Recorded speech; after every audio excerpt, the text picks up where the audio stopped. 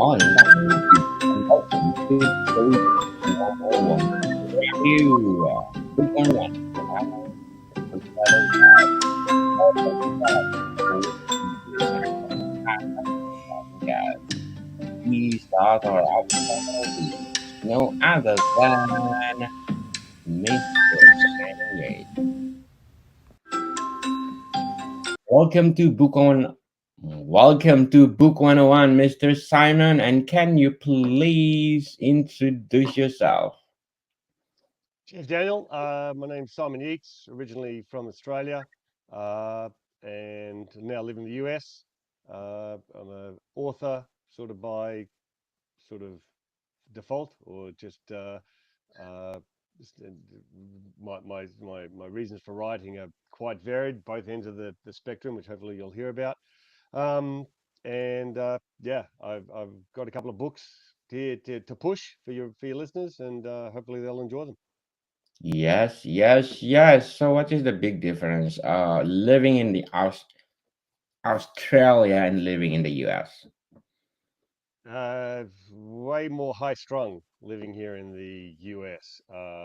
And it's amazing. Every time I go home, uh, it would take 24, 48 hours for me to come down from here down to there, just to the pace of life for everyone back home. And you're in Canada, aren't you? Same thing in Canada. When you go to Canada, it takes like 24 hours. They go, oh my God, yeah, everyone in Canada's on this pace. Why the hell am I running around like a chicken with its head cut off?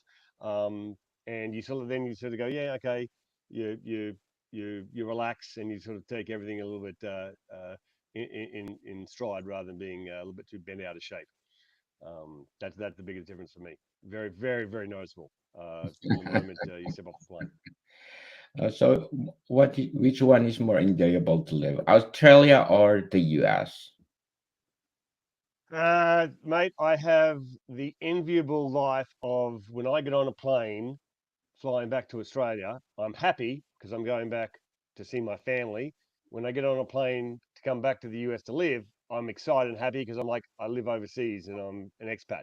So I do not have to deal with that horrible feeling of when you've gone to Europe on vacation and you've got to get on the plane and go back knowing, oh my God, I'm going back to work. I'm going back to the normal life that I have. I get Mm. excited going both ways. And that was, I had a trip to the US when I was 20 to work in a ski resort. And I remember the feeling on the plane going back of being like, oh my God, the best 3 months of my life. And it's all come to an end. And it was just a horrible plane ride.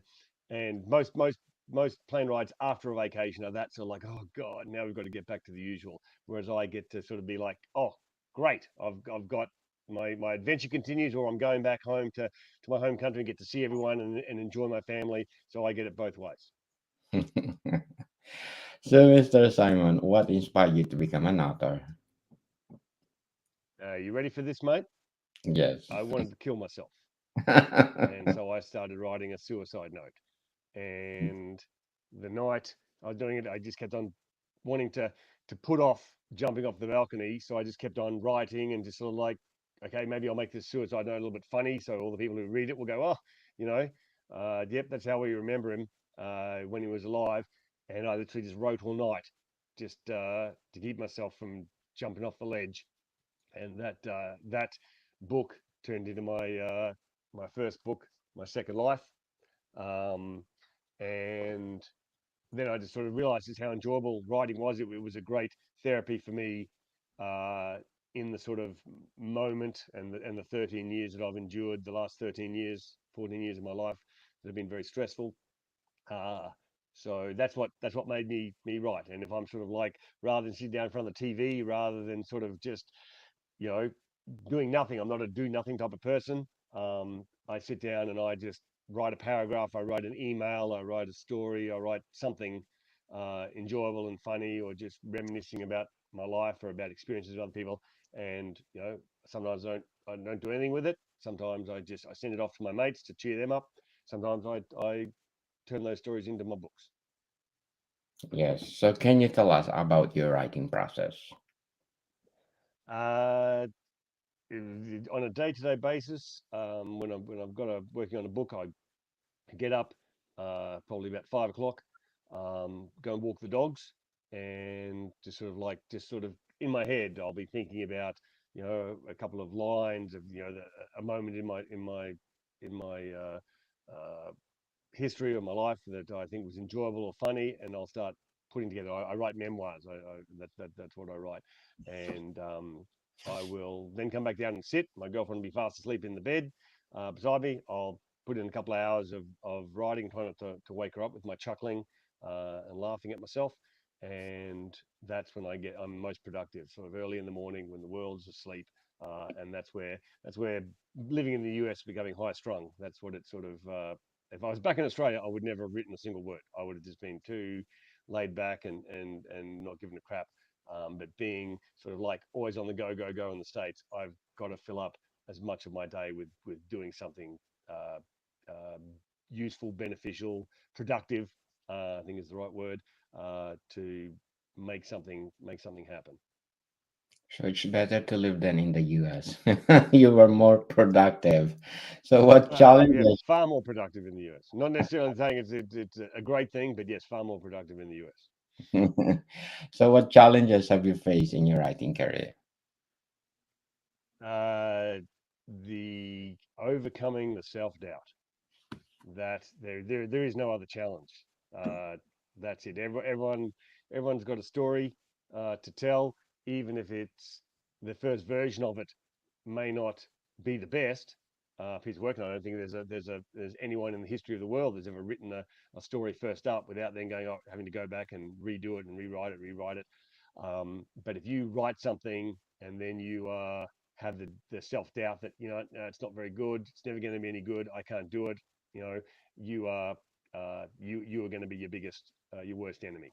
Um, and that was, trust me, if you're writing a book about an event in your life that wanted you to jump off a 20-story building and kill yourself, and if you think no one's going to read this, no one's going to care, then you are setting yourself up for a bigger failure than just writing a book that no one wants to buy. It'll destroy you emotionally, psychologically, physically.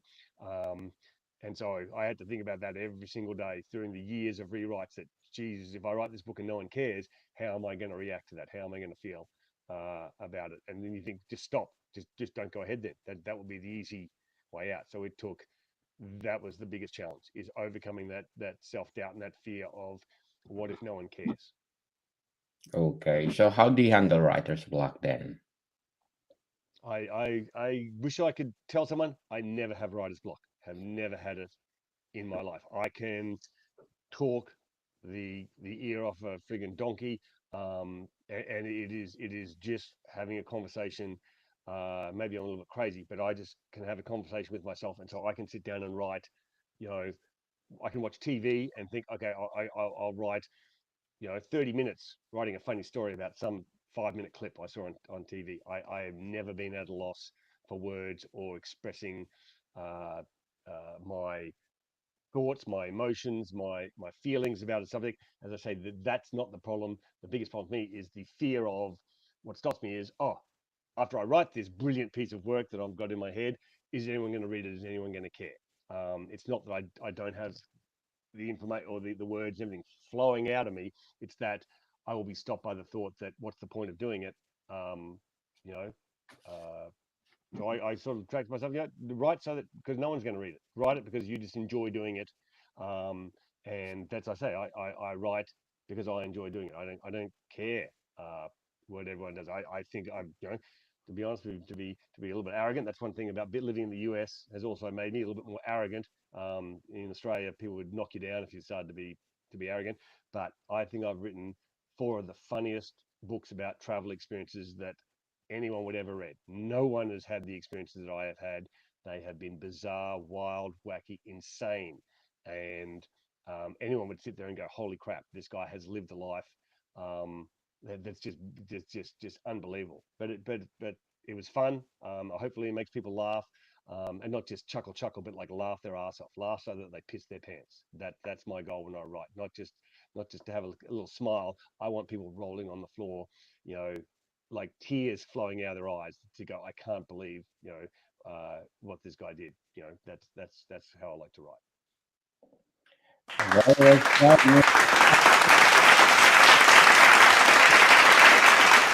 said, Mr. to the world. More books to come.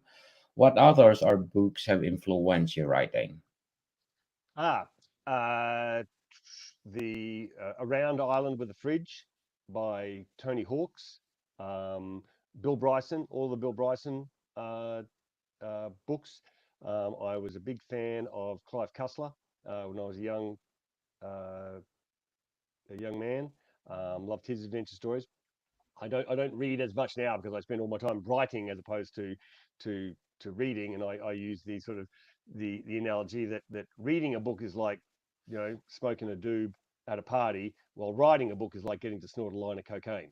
So, if I was at a party and someone offered me a line of coke versus a joint, I'd be like, oh fuck, I'll take the line of coke. That's far more exciting. So I get far more thrill out of writing and expressing myself out of I do of reading. I love reading, my own stuff. I read it over and over and over and over again. Uh, but I've in the last since I started writing, I've curtailed my reading quite a lot because I just I'm like, oh, I could use that time for writing myself. Um, but yeah, those books, Round Island with the Fridge, hilarious. Just that just inspired me. Here's one guy just by himself, just traveling around Ireland carrying a fridge, and that's a lot like the things that have gone on in my life. I've traveled a lot by myself. Quit jobs. I faked my own death to quit a job, so I could go on a trip to South Africa. I've just decided at the drop of a hat, I'm going to jump in a car and drive across the country, just because I'm bored and want something to do. So I've lived a life without much regret, um, except for one or two things, and uh, the seeing that other people have done that and be able to write about it was like going, shit, if someone else can do it, I can do it too. Yes, everybody can do it if they have the courage to do it and stop procrastinating. So, how do you approach research for your books? Mate, I generally pull out a photo album and I sit there and all of my books are uh, memoirs of short memoir of trips and things that have gone on when I was living as an expat, going home, visiting my family in Australia, going on a trip to Japan, Thailand, Europe, South Africa, the Bahamas, going to different states in the US. So I'll write a chapter that will be, 8 pages of this particular episode that sort of occurred, and then the jokes will tie in with other experiences that I've had before in other books or after.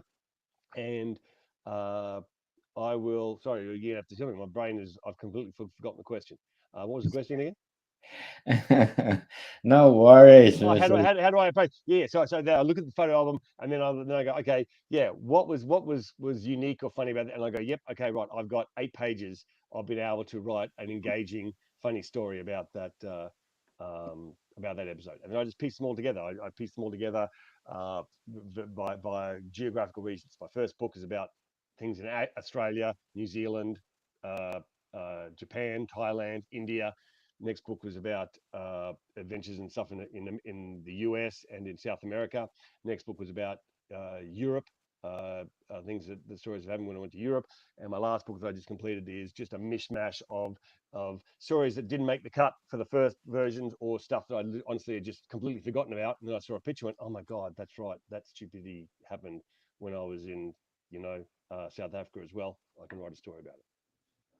Okay, before we go on, Mr. Simon, I want to shout out my listeners according to pod charts because in Suriname I got number 5 on the Apple chart, number 10 in St. Kitts and Nevis, and number 69 in Paraguay. Thank you so much for supporting this podcast because this podcast is created to empower writers, authors all over the world like Mr. Simon Yates. And of course, my Geography 101 in Italy, Korea, Canada, Egypt, and Hungary. Thank you so much for supporting this podcast. I'm inviting you to be my guest on Geography 101, Mr.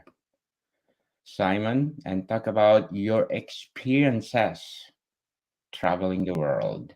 And of course, my Food 101. Please, people, thank you so much for supporting this podcast in Indonesia, India, Philippines, Canada, and New Zealand. And please do purchase one of my Food 101 merchandise. As speaking of Food 101, I want to plug in my Food 101 merchandise, people. Name it, and we have it. From accessory mugs, accessory pouch, well, apron, of course, beach towel, and many more. Available on Etsy and Shopify. Please do purchase them and support our Food 101. And please do listen to my latest episode. We talk about Italian street food. So please do listen Food 101. So Mr. Simon, what advice do you have for aspiring writers? Uh, just put it on the paper.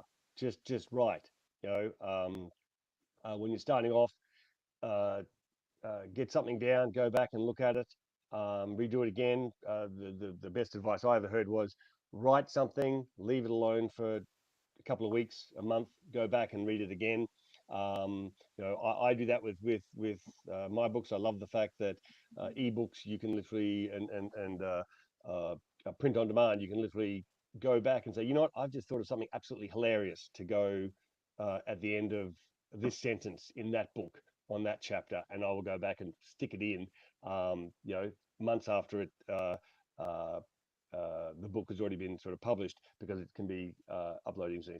So just you're never going to be perfect the first time. Just be happy that you've got something down. That kills the procrastination bug.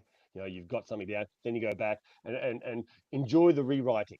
Writing is actually rewriting. It's not that you're going to be perfect. And I love rewriting. I love going back and being very critical. I can do better. I can do better. I can do better than what I've just done. And that's what keeps me going.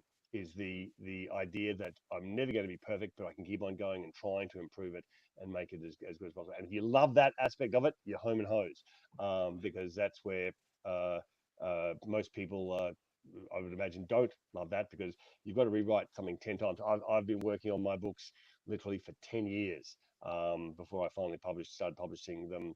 Uh, uh, Actually, shoot, my suicide attempt was probably 15 years ago, so I started writing 15 years ago.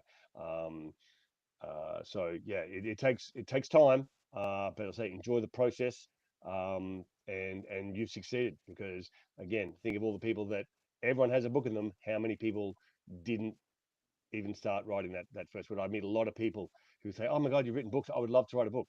Just do it. Just freaking do it. Yes. Do it, people. If you have the passion of writing, write, and share to the world like Mr. Simon Yates.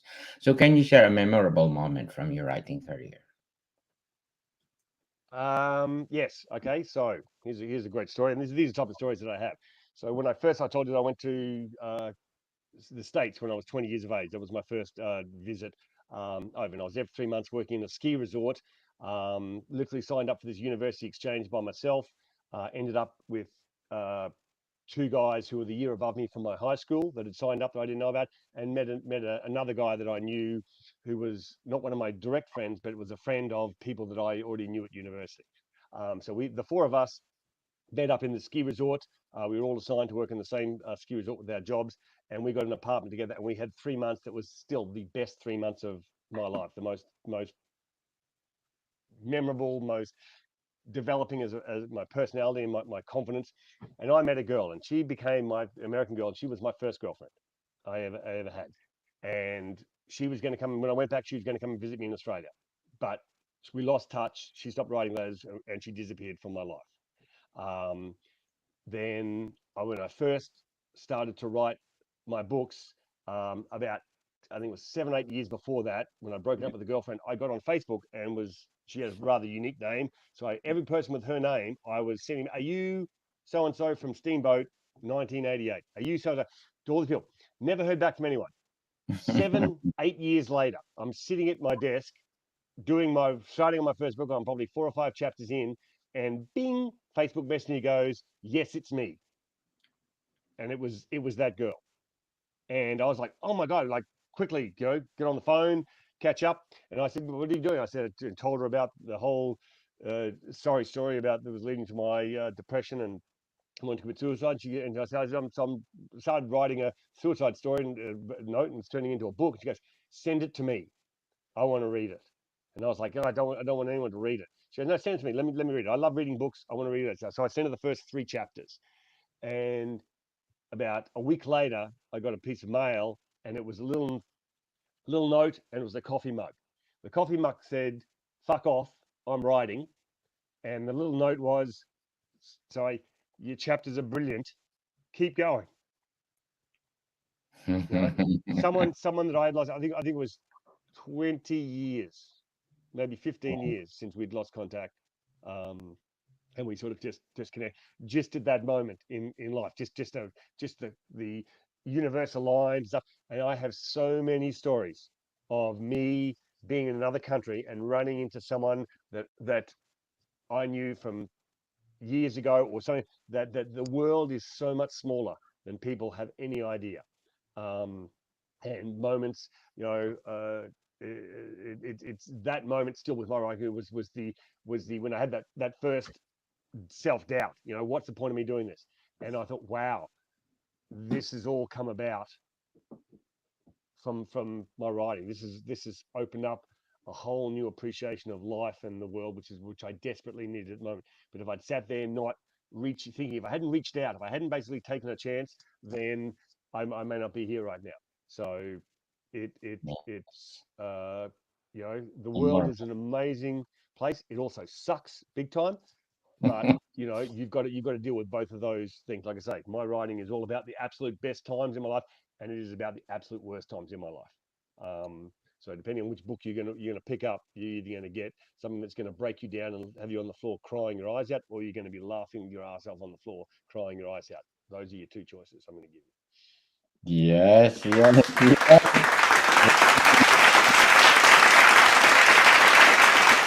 Very right. So how do you balance writing with the other aspects of your life? Phew, I don't balance it very well at all. My girlfriend will tell you. Sometimes when I'm writing, it consumes me, and she cops the short end of the stick. And she's sort of like, "One day I hope to be one of your books, because you, when I write, like say, each of my books, because I'd already sort of written a lot of the stories in some form. Um, each of those books probably took me about a month to 6 weeks to recompile, re-edit, and bring out in their current forms. And during that 6 week period, uh, I will care about nothing else. Um, I will just be every spare waking moment of the day. I'll be at the gym, and I'll be doing a workout, and I'll suddenly think of one funny line. I'll stop the workout, run back to the house, jump into the computer while I'm still sweating, type it in, go and have a shower, come back down. Yep, I'm in the mood. I'll want to write. It is That's very much my personality. I am very can get very obsessive compulsive. Again, if you read the story of my second life, you'll probably understand exactly why I have such an urgency and such a desperation in my life, unlike probably anyone else.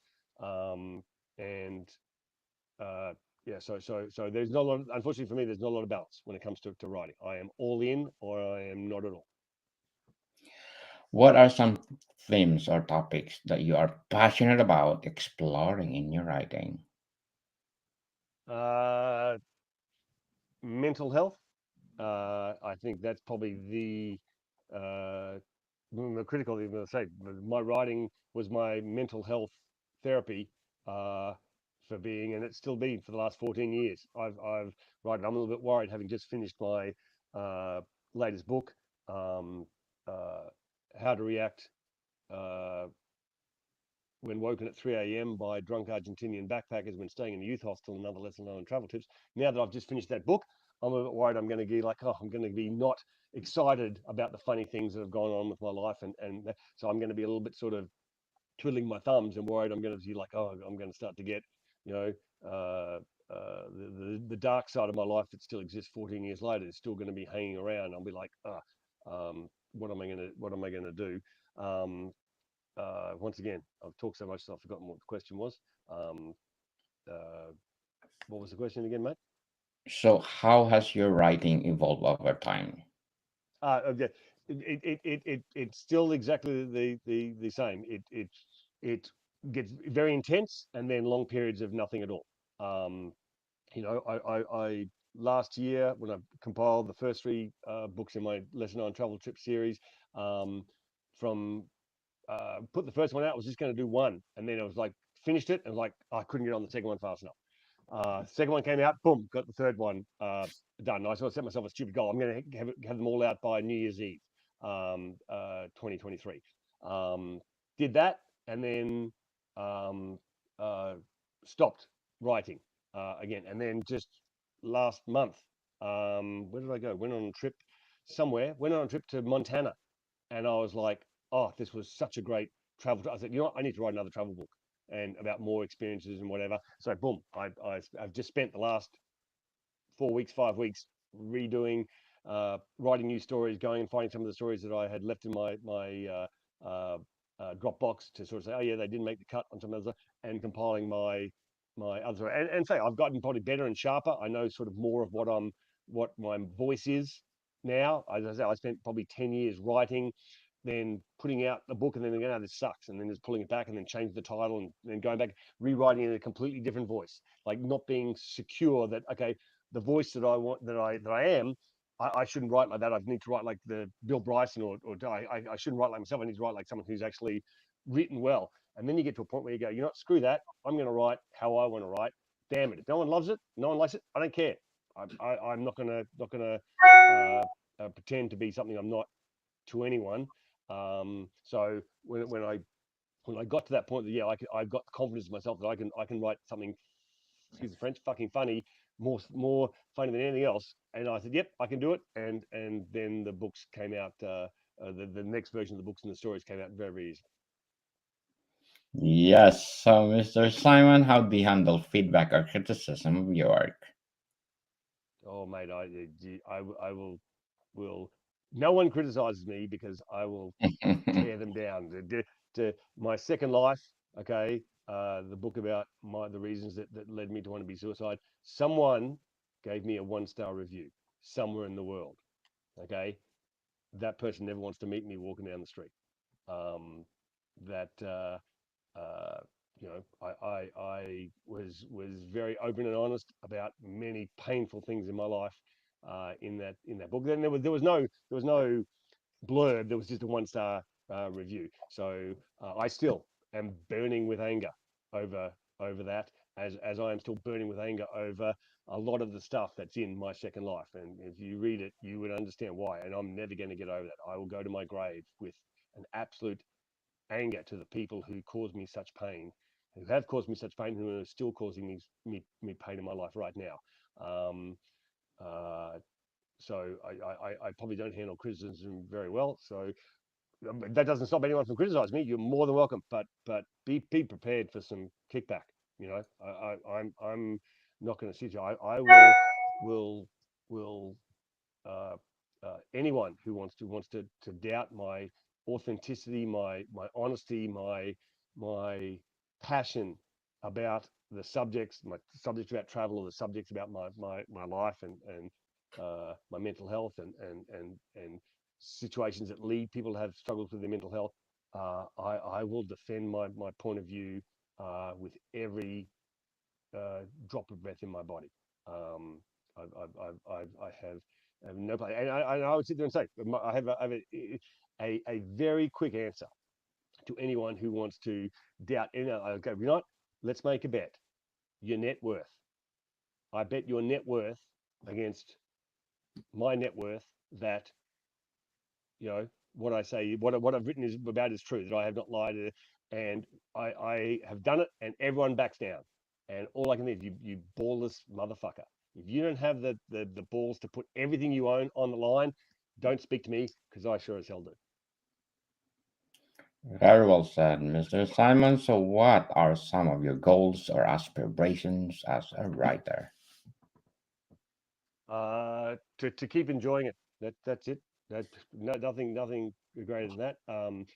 Uh, to have one person, if one person tells me, oh, I read your books and I laughed my ass off, or I read your book, My Second Life, and it gave me hope and inspiration for the struggles that I've been. That's all it takes. One person.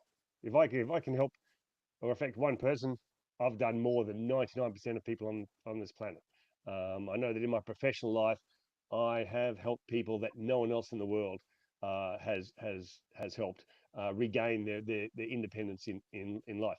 All it would have taken was just one. I could live off the first person I did it to, that I took from basically being told you're never going to function again, and I had him walking in 30 minutes.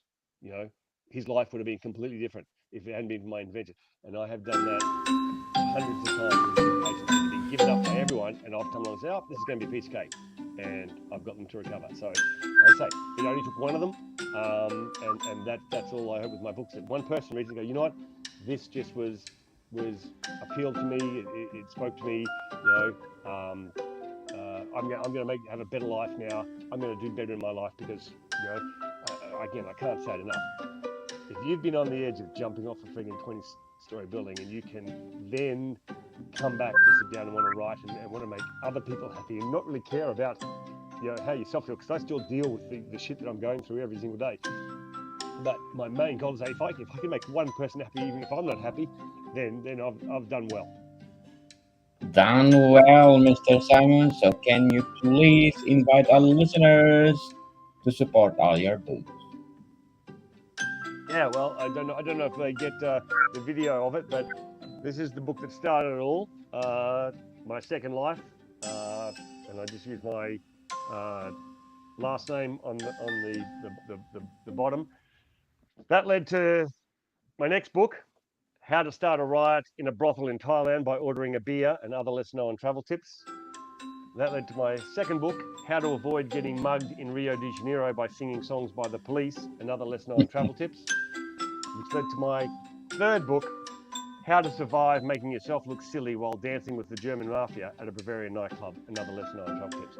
And I think the titles of those books pretty much sum up everything that a person would want to think what was inside. You know, it's easy if you want to sit back and enjoy the misfortunes of someone else who enjoys self-depreciating humor, could laugh at myself more than anything else, then you know, you'll enjoy my books. I get in some pretty insane, crazy situations. Not because I'm not looking for it. I am the most risk-averse person on the planet. But life had a way of pretty much, you know, making me end up in situations that all I could do afterwards, even though I was scared, terrified at the time, is laugh my ass off. As I was saying, at least I'm alive. You know, at least I've got, you know, a memory of that, and I can share that memory, humorous memory, to the rest of the world. And again, hopefully they can get a laugh out of it and go, you know what, my life isn't so bad. Yes, people, tune in next week. We're gonna talk about the first book of Mr. Simon Yates, My Second Life. So, Mr. Simon, thank you for your time. Thanks, bud. Modicon people, see you soon.